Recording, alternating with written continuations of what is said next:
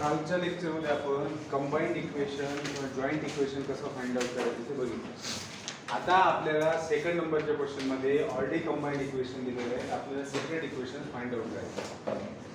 काय करणार separate equation find out करण्यासाठी? सगळे इक्वेशन क्वाड्रेटिकमध्ये फॅक्टरायझेशनचा यूज करा. ठीक आहे, कॉमन घेता आलं तर कॉमन घ्या, फॉर्म्युला मेथड वापरायची असेल तर फॉर्म्युला मेथड वापरा आणि सॉल्व करा.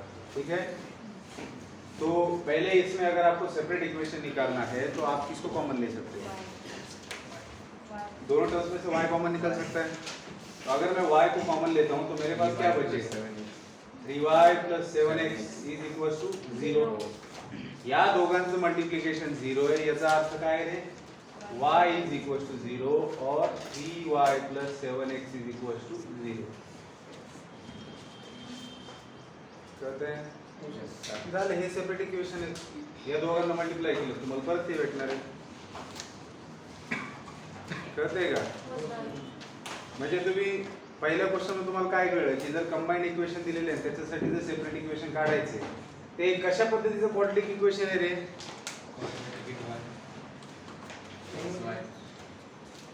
क्वाड्रेटिक सेंटर मधून ते ओरिजिन मधून क्वाड्रेटिक इक्वेशन असं आहे, टू व्हेरिएबल्स मधला आहे आणि यांचे दोन लाईन्स ओरिजिन मधून पास करतात. आणखी त्याला हे नाही ना कॉन्स्टंट, आणखी काय म्हणला? कॉन्स्टंट नाही ना ते ओरिजिन मधून पास करतात. नाही तसं नाही, मी क्वाड्रेटिक इक्वेशन कोणत्या टाईपचं असं म्हणतोय, लाईन बद्दल नाही बोलते, इन जनरल. नाही याच्यामध्ये अरे तसं नाही रे, हे क्वाड्रेटिक इक्वेशन आहे ना, तुम्हाला याच्यामध्ये काय जाणवलं? नाही b ची टर्म नाही ना, आपण जे 2hxy प्लस by स्क्वेअर म्हणजे by² म्हणण्यापेक्षा की याच्यामध्ये एक क्वाड्रेटिक समजा, आता जसं क्वाड्रेटिक इन y म्हटलं आपण तर x कॉन्स्टंट झाला म्हणजे याच्यामध्ये कोण ॲब्सेंट आहे? क्वाड्रेटिक टर्म आहे, लिनियर टर्म आहे, पण कॉन्स्टंट टर्म ॲब्सेंट आहे. क्वाड्रेटिक इक्वेशन कसं असतं? ax² + bx + c असतं की नाही. पण जर तुमचा c ॲब्सेंट असेल आणि याला जर फॅक्टराइज करायचं असेल तर सिंपल असतं की व्हेरिएबल कॉमन घ्या, तुम्हाला आपोआप दोन लिनियर इक्वेशन भेटून जाते. हा म्हणजे मेन याचा उद्देश समजून घ्या की क्वाड्रेटिक इक्वेशन दिलेले आहे म्हणजे obviously that is a joint equation of two lines. ते जॉइंट इक्वेशन आहे दोन लाईनचं. पण ज्यावेळेस तुमची कॉन्स्टंट टर्म ॲब्सेंट असते त्यावेळेस तुम्हाला इक्वेशन सेपरेट इक्वेशन कसे फाइंड आउट करायचे? तर व्हेरिएबलला कॉमन घेऊन फाइंड आउट करायचे. राहील लक्षात? कळतंय का? याच्यामध्ये बघा हे सेकंड इक्वेशन. आता याच्यामध्ये काय दिलेले रे?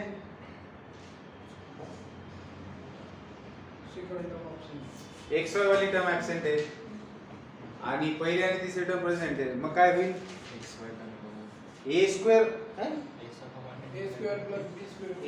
minus b² चा formula expansion a plus b in one bracket a minus b in another bracket. पर ये पूरा स्क्वायर है क्या? नहीं. हा पूर्ण स्क्वायर आहे का? मग याला पूर्ण स्क्वायर मध्ये कसं करणार? √5x whole square minus 3y whole square which is equals to 0. तर मग एका ब्रॅकेट मध्ये √5x plus 3y, दुसऱ्या ब्रॅकेट मध्ये √5x minus 3y is equals to मातोळे बोलायचं नाही बेटा. म्हणजेच काय झालं? √5x plus 3y is equals to 0 और √5x minus 3y is equals to 0. हे दोघं जण सेपरेट इक्वेशन आहे, यांचं कंबाईंड इक्वेशन होतं हे. xy = 0 म्हणजे कंबाईंड इक्वेशन ऑफ ॲक्सिस ना. Yes, xy is equals to 0. This is a combined equation of coordinate axis. कारण coordinate axis सुद्धा लाईन्सच आहेत ना. कोऑर्डिनेट ॲक्सिस लाईन आहेत की नाही? एका x ॲक्सिस इक्वेशन काय असतं? y is equals to 0. y axis चं इक्वेशन काय असतं? या दोन लाईन आहेत त्यांचं कंबाईंड इक्वेशन काय असेल? x is equals to 0. Yes sir.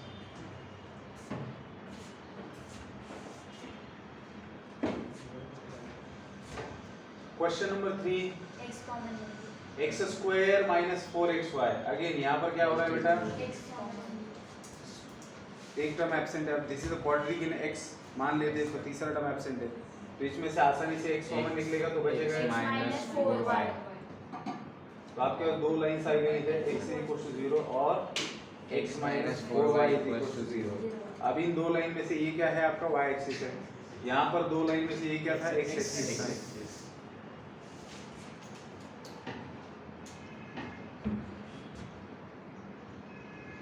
Question number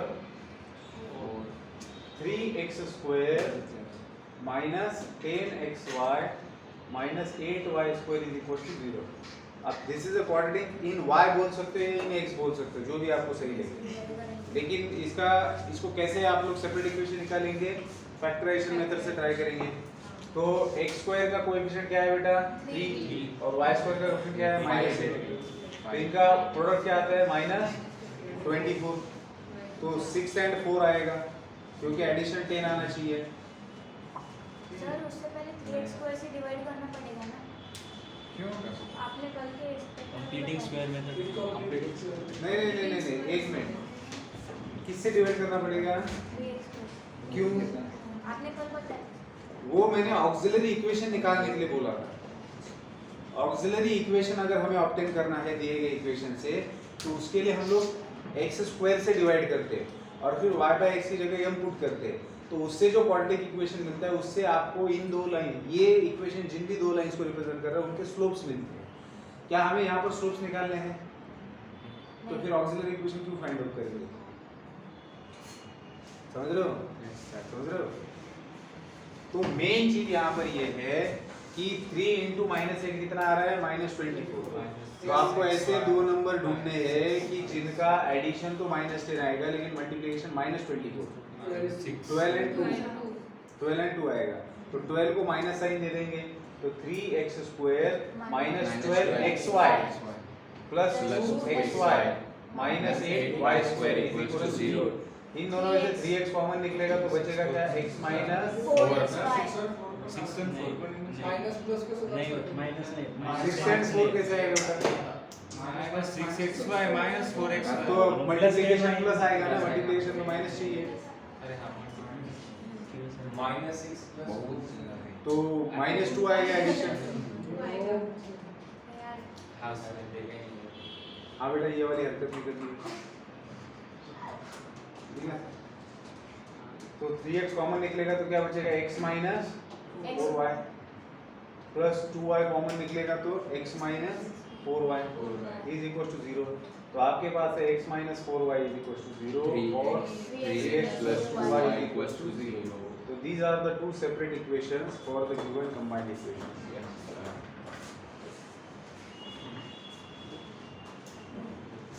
question number 5 बेटा 3x square minus 2√3xy minus 3y square is equal to 0।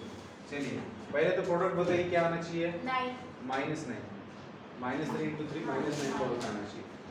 और जिन दो नंबर्स का प्रोडक्ट -9 आना है उन दोनों का एडिशन या फिर सब्ट्रैक्शन जो भी कहोगे -2√3 आना चाहिए। तो एक बात तो तय है, अगर एडिशन √3 चाहिए तो दोनों तरफ √3 तो मांगता ही है। अब प्रोडक्ट अगर आपको -9 चाहिए तो आप क्या कर सकते हो? 3√3 अगर मैं 3√3 लेता हूं और ये माइनस, इसको माइनस देता हूं और इसको प्लस देता हूं, -3√3 प्लस √3 कितना आएगा? -2 और इन दोनों का प्रोडक्ट करूंगा तो √3 into √3 3 आएगा, 3 into -3 -9 आएगा। तो फैक्टर्स क्या बनेंगे बेटा?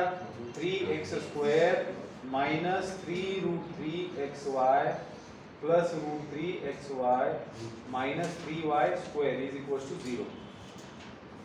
तो इन दोनों में से कौन कॉमन निकल रहा है? 3x। तो x minus √3y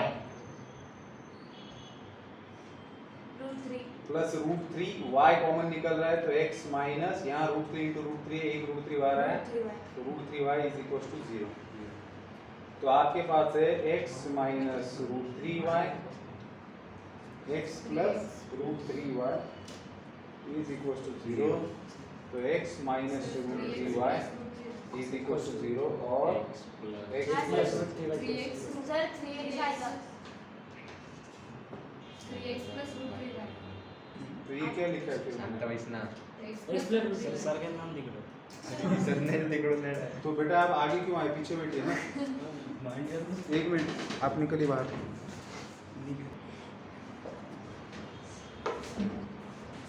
x minus root 3y and 3x plus root 3y. So x minus root 3y is equal to 0 and 3x plus root 3y is equal to 0. तो बेटा पहले 4 क्वेश्चन उतने खास नहीं थे, थोड़ा सा बच्चों को इसके फैक्टर्स बनाने में दिक्कत आ सकती है, इसलिए ये क्वेश्चन पूछा जाने वाले में से है क्वेश्चन कि जिसके सेपरेट इक्वेशन निकाले जाएंगे, ऐसा मतलब निकालो ऐसा पूछा जा सकता है 2 मार्क के लिए वगैरह. और अब इन दोनों की बात करते हैं हम लोग, 6 और 7, ये बिल्कुल पूछे जा सकते हैं. आपको सिंपली क्या करना है, ये कंबाइंड इक्वेशन है इन्हीं 2 सेपरेट इक्वेशंस का, लेकिन यहाँ पर इन्होंने ट्रिग्नोमेट्रिक फंक्शन टूज दिया है. इस वाले में कोसेक अल्फा है और इस वाले में tan अल्फा है. कैसे करेंगे इसको? क्या मैं इसको हटा दूं? क्या लिखना है आप लोगों को? लिखना है सर. लिख लो.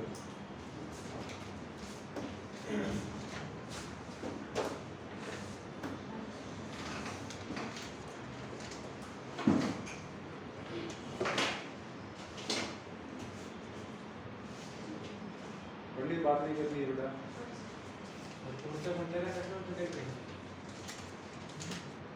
उसकी बात नेक्स्ट वीक में करेंगे बेटा.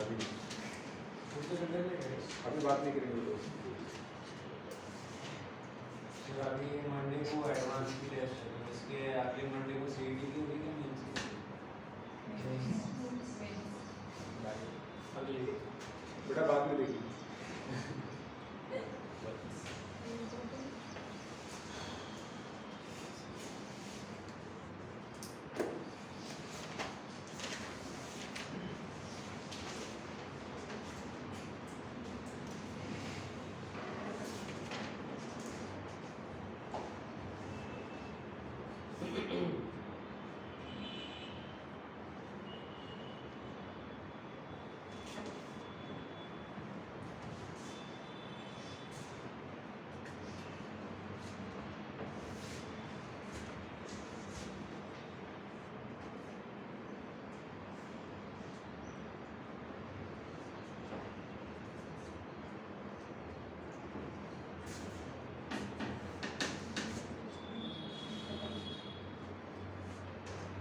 बेटा लिख के भी बात नहीं करनी है.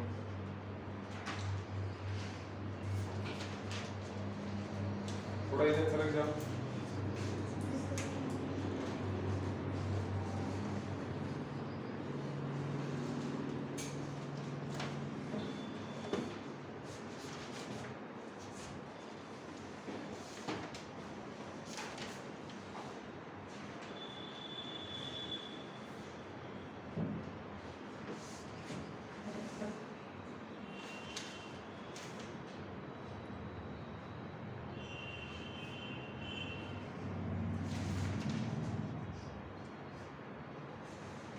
इसे हटा सकता हूँ.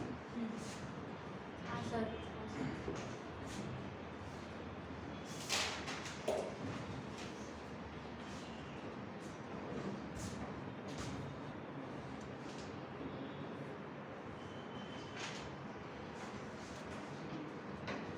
बेटा बात नहीं करनी.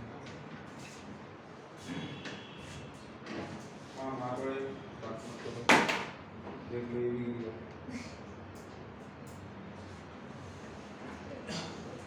क्या फर्क है 6 और 7 क्वेश्चन में? ये दोनों आपस में एक जैसे है, लेकिन ऊपर वाले से क्या फर्क है? कुछ भी नहीं है, बस trigonometric function as a constant आया है.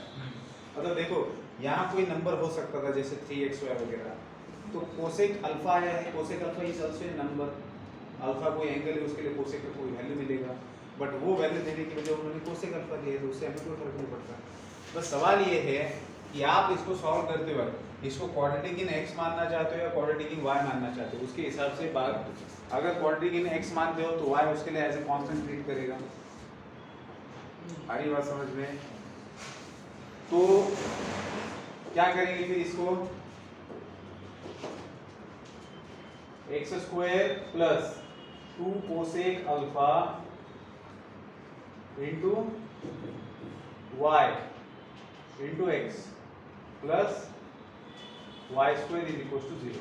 तो हमने इसको क्वाड्रेटिक इन x माना है, इसलिए मैंने क्या किया है, इसको साथ में लिखा और इसको थोड़ा सा अलग लिखा है। मतलब ax square plus bx plus c, तो ये कांस्टेंट है, अभी y को एज अ कांस्टेंट ट्रीट करेंगे। तो अगर मैं इसको कंपेयर करता हूँ बेटा ax square plus bx plus c के साथ में, तो मेरे लिए a क्या रहेगा 1, b क्या रहेगा 2 cosec alpha into y and c क्या रहेगा। तो बताइए मुझे b स्क्वायर माइनस 4ac क्या रहेगा 4 cosec square alpha into y square minus 4 into 1 into y square. तो बेटा इसमें से 4y स्क्वायर कॉमन निकल गया, तो क्या बचेगा कोसेक स्क्वायर अल्फा माइनस 1। 6 बेटा एक आइडेंटिटी है basic 1 plus cot square alpha is equal to cosec square alpha. तो इसको क्या लिख सकते हो,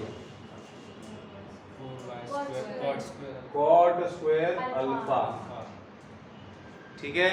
तो b स्क्वायर माइनस 4ac आ गया आपके पास। अब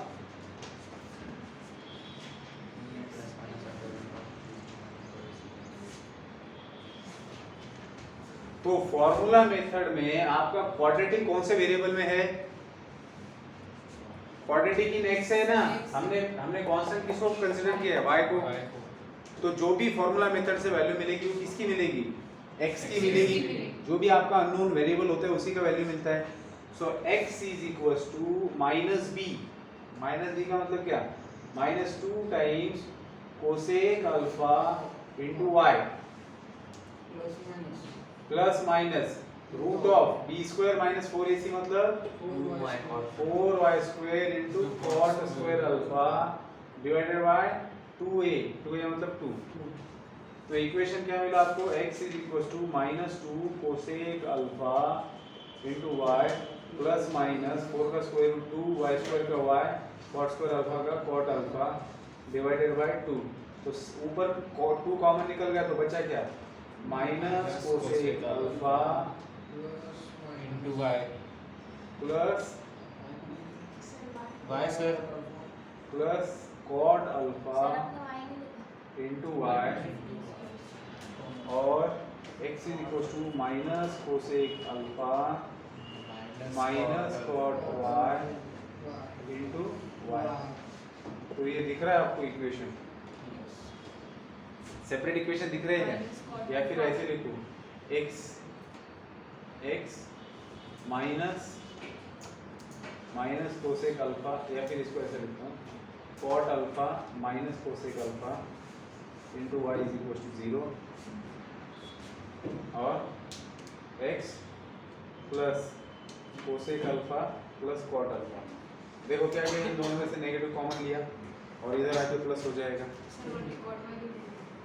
हाँ तुम्ही कॉट अल्फा इधर सेकंड त्याच्या बरोबर आहे,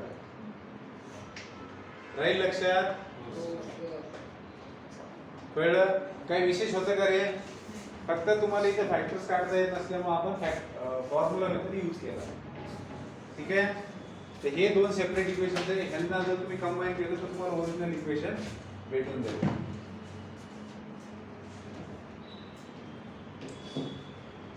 बघा तुम्ही क्वाड्रेटिक इन x घेतलेले आहे, हे बघा याच्यामध्ये काय होऊ शकतं, जर समजा हा क्वेश्चन ऑब्जेक्टिव्ह म्हणून विचारला तर होऊ शकतं की तुमच्या ह्या कॉन्स्टंटला इथं y मल्टिप्लाइड आहे, तर त्यांनी जे दिलेलं असेल त्याच्यामध्ये y इकडे असेल आणि x याला मल्टिप्लाइड असेल, त्यावेळेस त्यांनी काय कन्सिडर केलेलं असेल, क्वाड्रेटिक इन y कन्सिडर केलेलं असेल। लक्षात घ्या, कळतंय का। जर क्वाड्रेटिक इन y कन्सिडर केलं तर ऑब्वियसली तुम्हाला y ची व्हॅल्यू भेटणार आहे इन टर्म्स ऑफ x, पण तुम्ही क्वाड्रेटिक इन x म्हटले म्हणून x in terms of y तुम्हाला व्हॅल्यू भेटली, कळतंय का, ठीक आहे। तर हे बेटा हा क्वेश्चन तुम्हाला होमवर्क राहील शेवटचा, करून बघा, मान्य आहे, ठीक आहे। चला लिहा।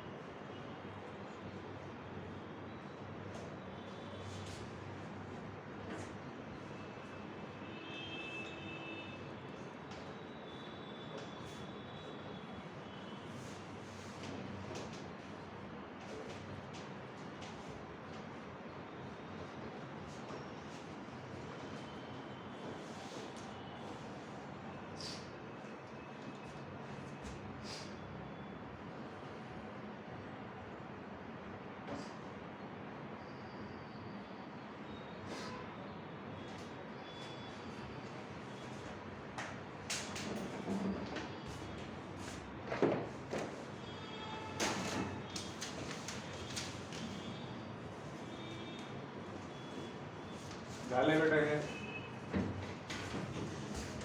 हो. बघा, अत्यंत महत्त्वाचा प्रश्न ज्याच्यामध्ये तुम्हाला ऑक्झिलरी इक्वेशनचा कसा वापर करायचा, का करायचा, कुठं करायचा हे तुम्हाला याच्यावरून कळणार आहे. ठीक आहे? काय राहिलं होतं? तुम्ही झालं म्हटलं ना. मला पण माहिती आहे सर. अच्छा, सॉरी, पुढच्या वेळेस लक्ष द्या. बघा, ह्या प्रश्नामध्ये तुम्हाला बऱ्याचशा गोष्टी क्लिअर होणार आहेत. जे आतापर्यंत आपण बघितले ते सुद्धा याच्यामध्ये क्लिअर होऊ शकते. बघा, प्रश्न काय विचारला हा सगळ्यात पहिले समजून घ्या. तुम्हाला प्रश्न असा विचारला आहे की find the combined equation of the pair of lines. अरे हा तर प्रश्न जुनाच दिसतोय. कंबाइंड इक्वेशन फाइंड आउट करायचं आहे. कंबाइंड इक्वेशन काढायचं आहे पेअर ऑफ लाईन्स. पण त्या लाईन्स कुठनं पास होत आहेत रे? ओरिजिन मधनं पास होत आहेत. ओके. अँड त्या ज्या दोन लाईन्स आहेत त्या परपेंडिक्युलर आहेत कुणाला? To the lines represented by the following equations. आता लक्षात घ्या, आपल्याला ज्या दोन लाईन्सचं कंबाइंड इक्वेशन काढायचंय त्या दोन लाईन्स परपेंडिक्युलर आहेत दुसऱ्या दोन लाईन्सला, आणि ज्या दोन लाईन्सला ते परपेंडिक्युलर आहेत त्यांचं कंबाइंड इक्वेशन इथे दिलेलं आहे. कळतंय का? मग आता तुम्हाला पहिला प्रश्न घ्या. पहिल्या प्रश्नामध्ये तुम्हाला एक कंबाइंड इक्वेशन दिसतंय 5x² - 8xy + 3y² = 0. आता तुम्हाला ज्या दोन लाईनचं कंबाइंड इक्वेशन काढायचे त्या दोन लाईनचं इक्वेशन तर माहिती पाहिजे की नाही? मग त्या ज्या दोन लाईन्स आहेत त्या कुणाला परपेंडिक्युलर आहेत रे? या दोघांना. या दोघींना परपेंडिक्युलर आहेत. हे इक्वेशन दोन लाईनला रिप्रेझेंट करते की नाही? मग हे ज्या दोन लाईनला रिप्रेझेंट करते त्या दोन लाईनला आपल्या दोन लाईन परपेंडिक्युलर आहेत ज्यांचं आपल्याला कंबाइंड इक्वेशन काढायचं. ऑब्विसली मला जर ह्या दोन लाईनचा स्लोप माहिती झाला तर माझं काम सोपं होणार आहे. का? कारण लाईन्स कुठून पास होत आहेत? ओरिजिन मधून. आपल्याला कंबाइंड इक्वेशन काढायचंय पेअर ऑफ लाईन्सचं विचार पासिंग थ्रू द ओरिजिन. म्हणजे लाईनचं इक्वेशन काढण्यासाठी काय वापरू शकता तुम्ही?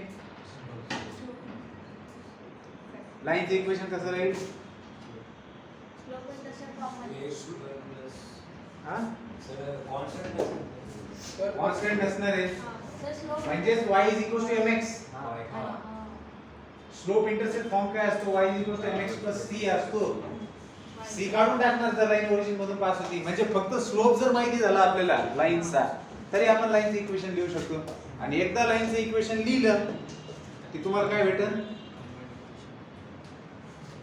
कंबाइंड इक्वेशन भेटत नाही. बरोबर आहे? मग अशा पद्धतीच्या एक्झाम्पल मध्ये तुम्हाला हे जे इक्वेशन दिले हे ज्या दोन लाईनला रिप्रेझेंट करते त्यांचे स्लोप काढणं आवश्यक आहे. मग आता तुम्ही कसा स्लोप काढणार? एक तर याचं सेपरेट इक्वेशन काढणार. सेपरेट इक्वेशन काढून -a/b स्लोप असतो तुम्हाला माहिती ना? बघा, हे इक्वेशन ज्या दोन लाईनला रिप्रेझेंट करते त्यांचा स्लोप पाहिजे की नाही मला सांगा? पाहिजे का? पाहिजे ना?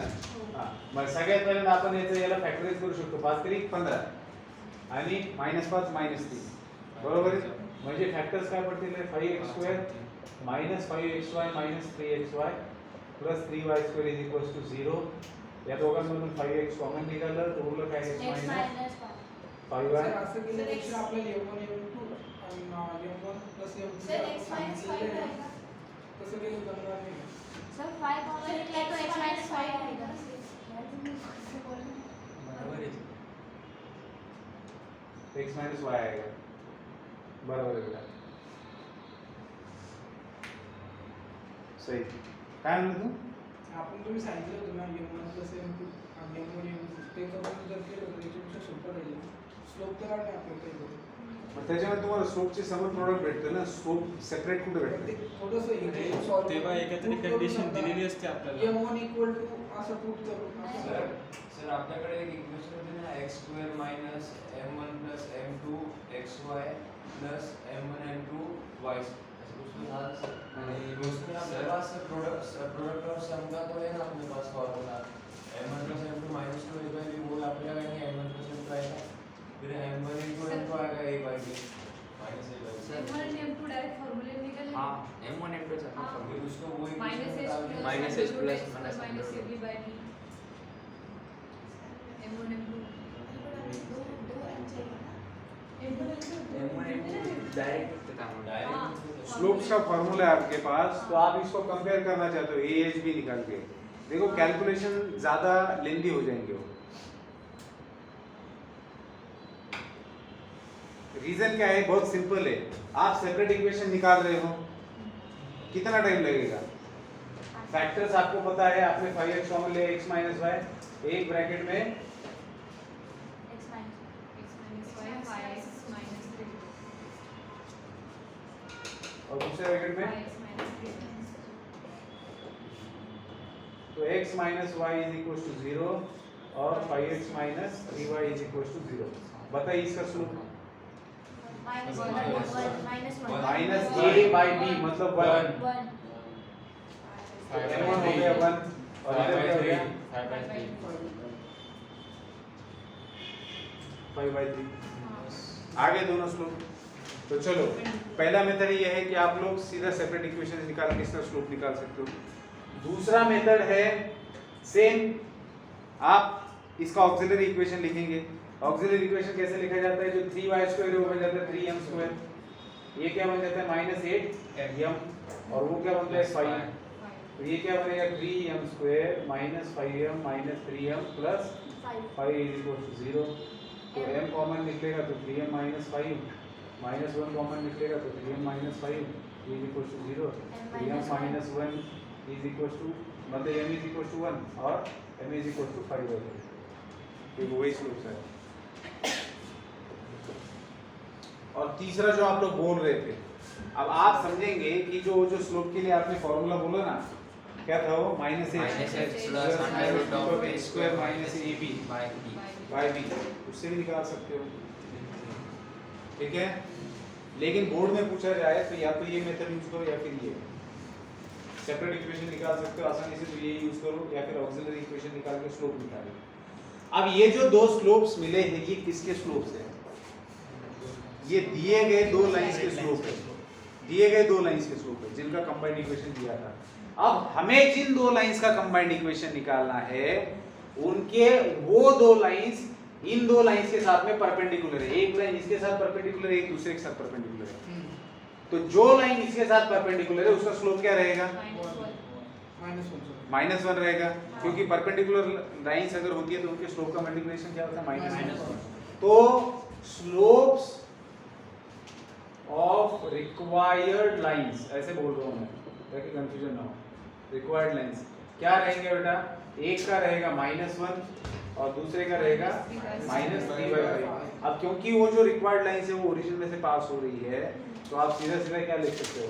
Equations of lines are y is equals to -x and y is equals to -3/5x। तो बेटा ये बनेगा x plus y is equals to 0 और 5y plus 3x is equals to 0।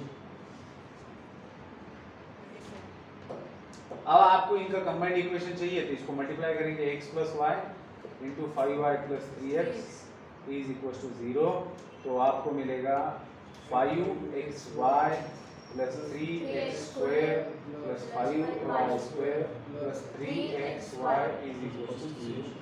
तो ये आएगा आपका कंबाइंड इक्वेशन। इसको आप ऐसे भी लिख सकते हो 3x square plus 8xy plus 5y square is equals to 0। Sir मैं जो बता रहा था उससे 1 सेकंड में आ गया सर आंसर पूरा या सिर्फ स्लोप आ गई? फाइनल इक्वेशन आ गया। अच्छा तो आप वो शॉर्टकट बता रहे हो, अभी उसकी बात नहीं करेंगे। अभी हम कॉन्सेप्चुअली चीज़ों को समझ रहे हैं। क्या होता है जब आप कोई ट्रिक यूज़ करते हो तो आपको उसके पीछे का कुछ भी पता नहीं होता, आप ब्लाइंडली उससे लेके चलते हो। और कोऑर्डिनेट वाले टॉपिक जो होते हैं उसमें पहले समझ बहुत ज़रूरी होती है, एक बेसिक अंडरस्टैंडिंग चाहिए, फिर उसके बाद में हम लोग ट्रिक्स अप्लाई कर सकते हैं। तो मैं टॉपिक खत्म होने के बाद में जो भी टारगेट के अंदर ट्रिक्स दी है उसकी बात करूँगा। जैसे अभी आप सीधी तरीके से सीधा है कि आपको जो आपको कंबाइंड इक्वेशन दिया था, आपको कंबाइंड इक्वेशन दिया था, अब आपको ऐसे दो लाइन का कंबाइंड इक्वेशन लिखना है जो इन दो लाइन को परपेंडिकुलर है। तो क्या आया है इक्वेशन, जरा देखना इसमें और उसमें क्या फर्क है। एक्स वाई का साइन चेंज हो चुका है और वाई स्क्वायर और एक्स स्क्वायर के कोएफिशिएंट इंटरचेंज हो चुके हैं। परपेंडिकुलर है इसलिए। अब लेकिन ये ट्रिक क्या है वो सटीक तरीके से समझेंगे तो आप शॉर्टकट मतलब यूज करके आप इसका आंसर बिल्कुल फ्रैक्शन सेकंड्स में ला सकते हो उसे, लेकिन उसके लिए सही तरीका पता होना चाहिए कि क्या चेंज करना है और कैसे चेंज करना है।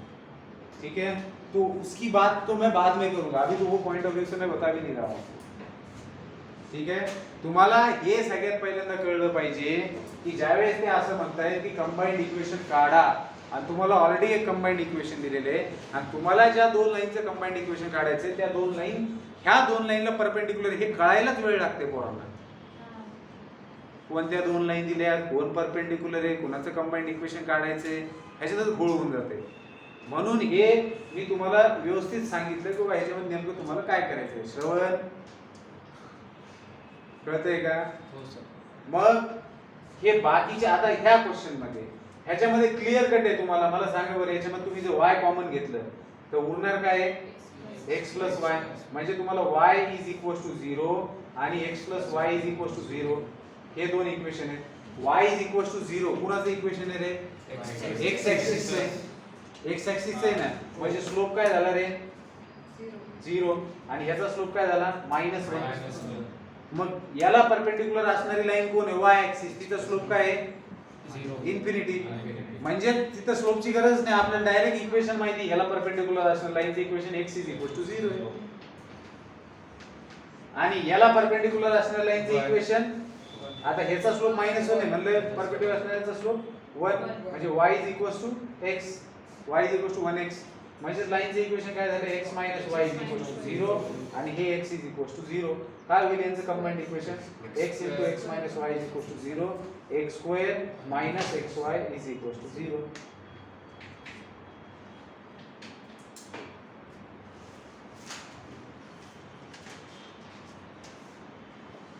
बघा ट्रिक xy चा साइन बदललेले आणि x स्क्वेअर y स्क्वेअर चे कोएफिशिएंट इंटरचेंज झालेले।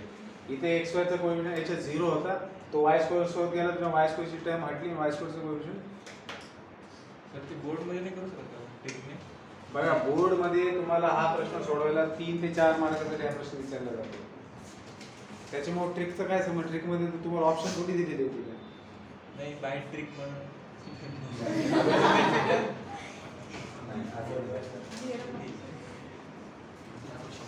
कारण त्याचं कारण हे की तो सब्जेक्टिव्ह तुम्हाला तुमच्यामध्ये स्टेप बाय स्टेप मेथडनं सब्जेक्टिव्ह वेन आन्सर लिहिण्याचं कौशल्य आहे की नाही ते चेक करायचं आणि त्याला कॉपी करण्यासाठी वेळ लागतो जर कोणी बघून लिहायचं असेल।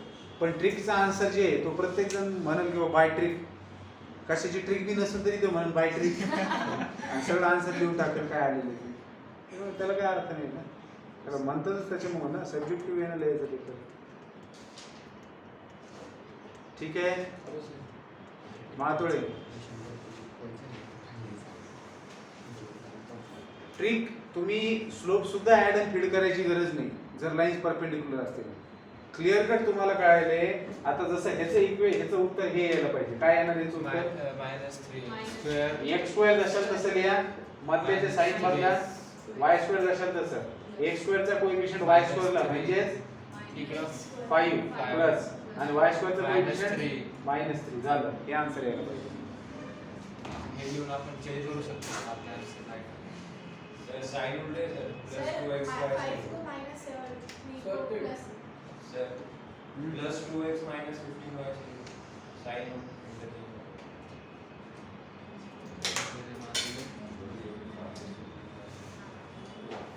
त्यांनी मायनसने मल्टिप्लाय केलं, मायनस मल्टिप्लाय केलं ना -3x स्क्वेअर, त्यांनी माइनस ने मल्टीप्लाई किया, आंसर तो ये इसी को माइनस से मल्टीप्लाई कर दो, 3x स्क्वायर प्लस 2xy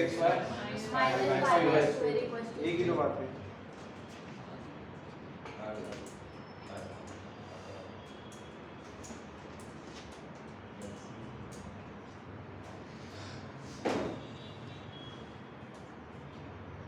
तरी कळली का तुम्हाला ज्या दोन लाईनचं कंबाइंड इक्वेशन काढायचं आहे त्या जर कुठल्या तरी दोन लाईनला परपेंडिक्युलर आहे त्या दोन लाईनचं कंबाइंड इक्वेशन दिले तर ट्रिक काय आहे की x स्क्वेअर y स्क्वेअर चे कोएफिशिएंट इंटरचेंज करा आणि मधल्यात साइन चेंज करा।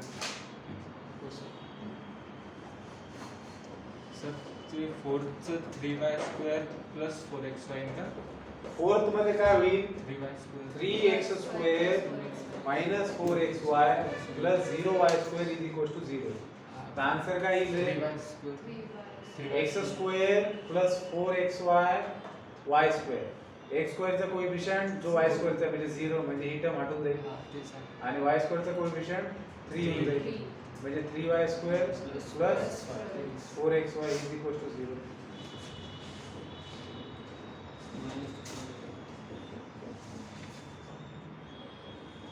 बरोबर आहे. म्हणजे बघ ठीक याच्यावरून सापडले आपल्याला कसं आहे का मध्ये दिली सर. हो का म्हणजे हे पण तुम्ही बघितलं होतं मला वाटतं लाईन मध्ये आपण हे बघितलेलं आहे की एखाद्या लाईनला परपेंडिक्युलर असणारी लाईन तुम्ही डायरेक्ट लिहू शकता की नाही हां सर ते इक्वेशन बघितलं होतं आपल्याला इक्वेशन कसं लिहिलं नाही सर, ती line- ऑक्सिलरी इक्वेशन वरूनच आपण हे डिफाइन केलं होतं. बी ट्रिकची आता काढली ना पण ऑक्सिलरी इक्वेशन वरूनच काढली होती. हे अगोदर शिकलेलं सर आपण. स्ट्रेट लाईन मध्ये शिकलो होतो.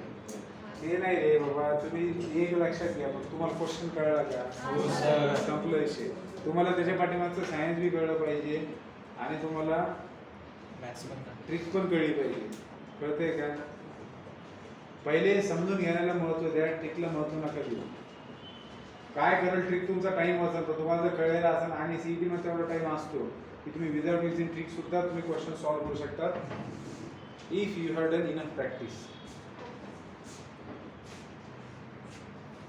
तो बेटा इसको लिखने का कष्ट उठाएंगे अभी हाँ सर. सर बाकी के सॉल्व करने का ट्रिक सर. झाले सॉल्व हो गए सर. तो ये पहले का मैंने इन डिटेल सॉल्यूशन बताया है बाकी आप लोग कर सकते हो. एक क्वेश्चन ढंग से डिस्कस करूंगा बाकी तो आप लोग कर ही पाओगे.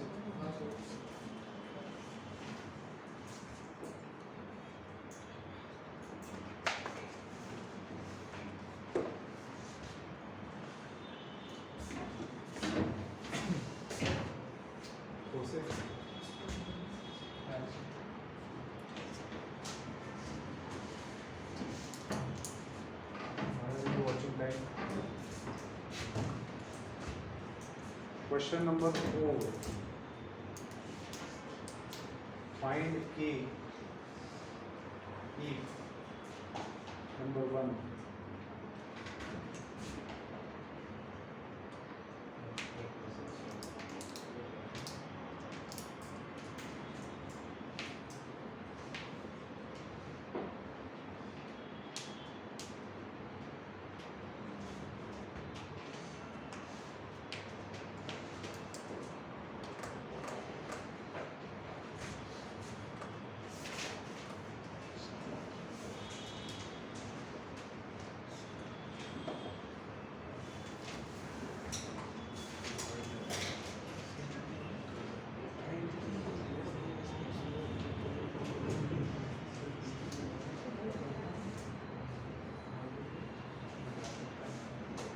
बात नहीं करेंगे.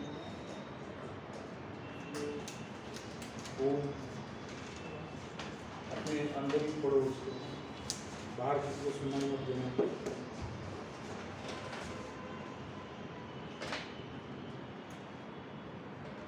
सर स्लोप्स ऑफ ग्रेडियंट म्हणजे ग्रेडियंट ग्रेडियंट म्हणजे स्लोप असतो. ग्रेडियंट म्हणजे ग्रेडियंट म्हणजे स्लोप स्लोप और ग्रेडियंट असेल हां स्लोप ऑफ नसेल. सर स्लोप ऑफ ग्रेडियंट असेल स्लोप और ग्रेडियंट असेल. कॅन्सल होते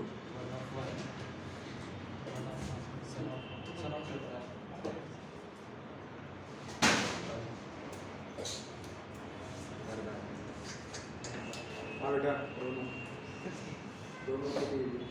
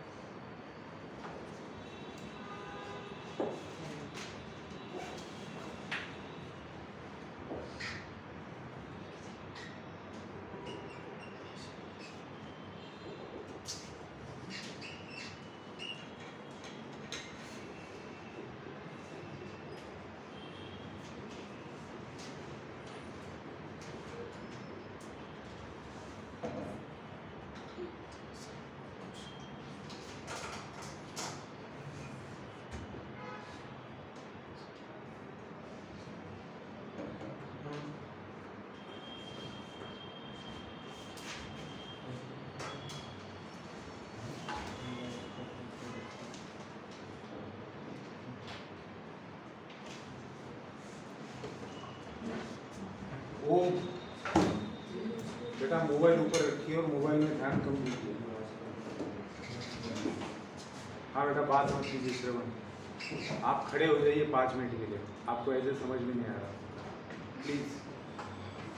हाँ 5 मिनट के लिए अगले खड़े रह के लिखिए। तो बेटा देखिए कि नेक्स्ट क्वेश्चन में आपको क्या पूछा है कि आपको के का वैल्यू निकालना है और क्या दिया है।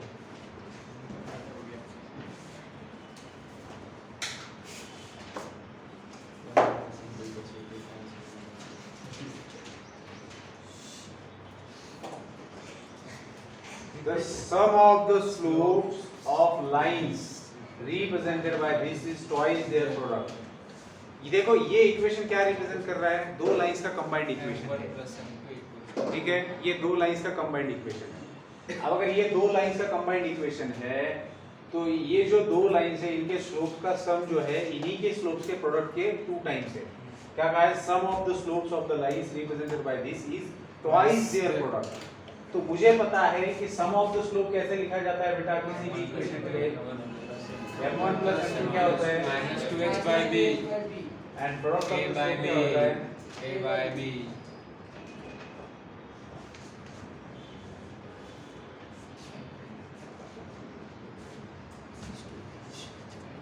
तो यहाँ आपका इक्वेशन क्या दिया है, x² + kxy - 3y² = 0। तो बोल सकते हैं हम लोग late m1 m2 be the slopes of the lines represented by the given combined equation। So therefore here इसको कंपेयर करेंगे with standard equation तो we'll get a is = 1 twice h is = k, b is = -3। तो m1 + m2 कितना आएगा बेटा, -2h मतलब -k by b मतलब -3 that is k by 3। और प्रोडक्ट ऑफ द रूट्स कितना आएगा, a by b मतलब m1 m2 कितना आएगा -1/3। तो यहाँ क्या कंडीशन दिया है, bye given condition k² sum of the roots is nothing but 2 times product of the roots। तो sum of the roots कितना है k by 3 बेटा = ध्यान दीजिए, sum of the roots is equals to 2 times -2/3। तो 3 will get cancel, तो k का value क्या होगा -2। तो आप खुद सॉल्व करके देख सकते हो। अगर इस इक्वेशन में आपने k की वैल्यू -2 डाली और इसको सॉल्व किया आपने, सेपरेट इक्वेशन निकाला और इसके स्लोप्स निकाले, स्लोप का सम असलियत में 2 टाइम्स ऑफ उन्हीं के प्रोडक्ट के बराबर आएगा। लेकिन ये कब हो रहा है, जब k का वैल्यू -2 है। आगे बढ़ते हैं बेटा, question number 2। Slopes of the lines represented by this differ by 4। तो 3x² + kxy - y² = 0। इसके जो दो लाइंस है उनका स्लोप m1 m2 है और कंडीशन क्या दिया है बेटा, m1 - m2 m1 = 4 m2। Differ by 4 मतलब ये लाइन के अगर दो स्लोप m1 m2 है तो उनका डिफरेंस 4 है। m1 - m2 = 4। m1 - m2 = 4। बैठ जाओ बेटा। तो सर m1 m1 - m2 = क्या दिया है 4। हमारे पास बेटा a क्या है, हाँ बेटा बात मत करो बीच में, 3 इसके बारे में भी मत करो, एक तो क्या बोलते हो समझ में नहीं आता। हाँ, a का वैल्यू कितना है 3, ट्वाइस h कितना है k और b का वैल्यू कितना है -1।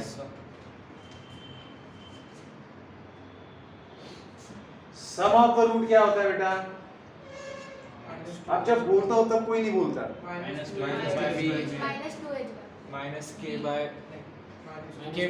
मतलब कितना k -k/-1 that is k। तो सम ऑफ द रूट्स आया है k, product of the root क्या होता है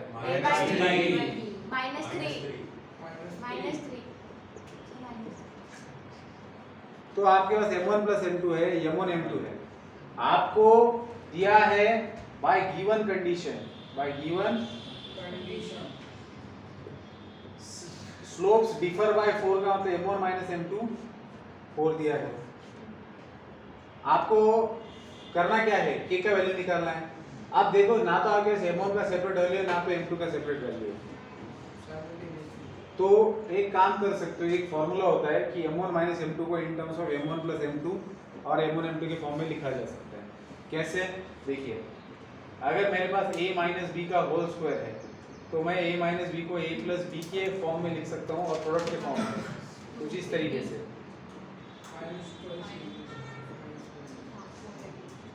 कहते हैं a माइनस b का होल स्क्वायर क्या बनेगा, a प्लस b के होल स्क्वायर माइनस 4ab के बराबर बनेगा। कहते हैं एक्सपांड करून पहा ना, याला एक्सपांड करा 2ab minus 4ab minus 2ab और तो हेच भेटल। तो यहाँ आपको m1 माइनस m2 चाहिए तो आप इसको क्या लिख सकते हो, m1 माइनस m2 का whole square is equal to m1 plus m2 whole square minus 4m1 m2। अब हुआ क्या, आपको पता है कि m1 माइनस m2 10 के लिए m1 plus m2 minus twice m1 m2 म्हणजे m2 sorry m1 plus m2 minus twice m2 m1 plus m2 sir m1 plus m2 क्या बोल रहे हो बेटा, माइनस तिथे नाही सर या साइडला minus twice m2 m1 plus m2 ची व्हॅल्यू आहे आपल्या तो ती टाकल्यावर m2 ची व्हॅल्यू ये क्या है ये कहाँ से लिख रहे हैं, किसको लिख रहे हैं, सर m2 ची व्हॅल्यू अरे ये किसको समर्पित कर रहे हो, ये ऐसे ही लिख रहे हो, कुछ भी लिख रहे हो।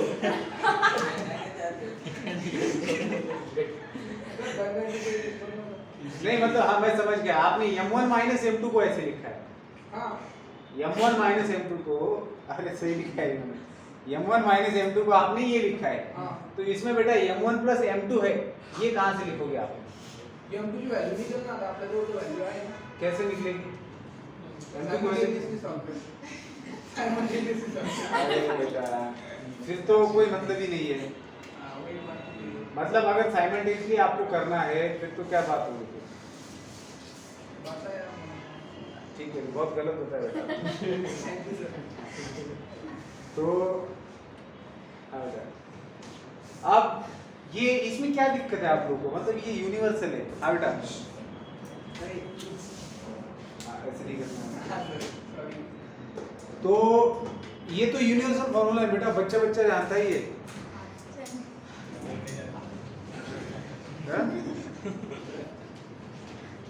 मानकर बीच में बोलना है। तो मतलब मेरे ख्याल से ये पता होना चाहिए, this is very celebrated result. तो अब m1 माइनस m2 क्या है बेटा आपके पास, वही फाइंड करना है। अरे क्या बोला इन्होंने, और डिफर बाय 4, स्लोप 4 से डिफर हो रहा है, तो m1 माइनस m2 4 है। कुछ भी बोलते हो मतलब वही फाइंड आउट करना है। m1 plus m2 k square minus 4, m1 m2 कितना है, -3 तो ये 16 is equal to k square minus 12 plus 12 तो k स्क्वायर का वैल्यू कितना आएगा, तो k का वैल्यू आएगा प्लस माइनस 2 ठीक है। तीसरे में क्या दिया है, the slope of one of the lines given by this exceeds slope of the other by 8। मतलब अगर मान लो ये जो लाइन दिया है kx² plus 8xy minus y² equal 0, और अगर हम इसके स्लोप्स, दो स्लोप्स m1 एंड m2 मानते हैं तो एक स्लोप दूसरे को 8 से एक्सीड कर रहा है। सर 8 प्लस m2 येईल ना, नहीं एक्सीड टाइम्स नाही एक आहे मिनट ना, 8 times The slope of one of the lines given by this exceeds slope of the other by 8, correct, m2 plus 8 आएगा। exceeds मतलब एक से दूसरा 8 से ज्यादा है, अगर एक m1 है so another will be दूसरे से 8 से ज्यादा, दूसरा m2 है दूसरे 8 से ज्यादा। मतलब ये वही बात है जो इसमें बताई थी, बस तरीका अलग है। This means slopes differ by 8, this means slopes differ by 8। क्या हुआ, 4xy 3x plus 4xy question 8x sir question question चुकला वाटतं ते.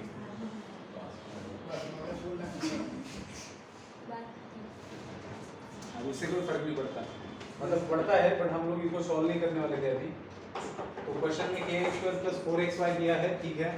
तो स्लोप्स आर m1 m2 है, तो one slope exceeds another by 8। इसका मतलब क्या, वही दिया है फिर से कि difference between two slope is 8, वही बात दी है ना। हाँ सर। तो अगेन यहीं पर आके रुके हम लोग हाँ। कि m1 - m2, फिर यही फॉर्मूला इस्तेमाल होगा और k का वैल्यू निकलेगा। देख लो इसको।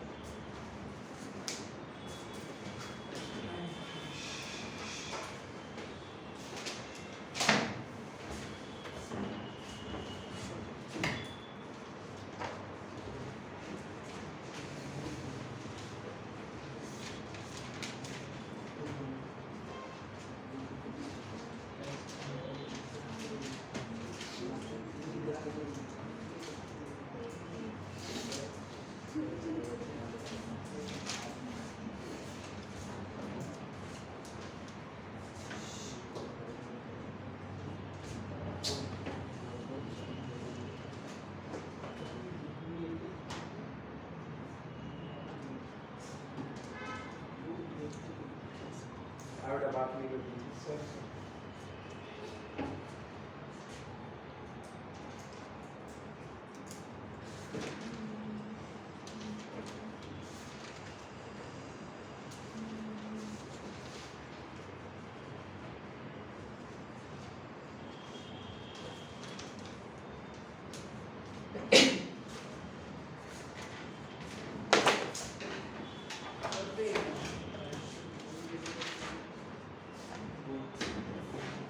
हाँ बेटा कल मिलते हैं।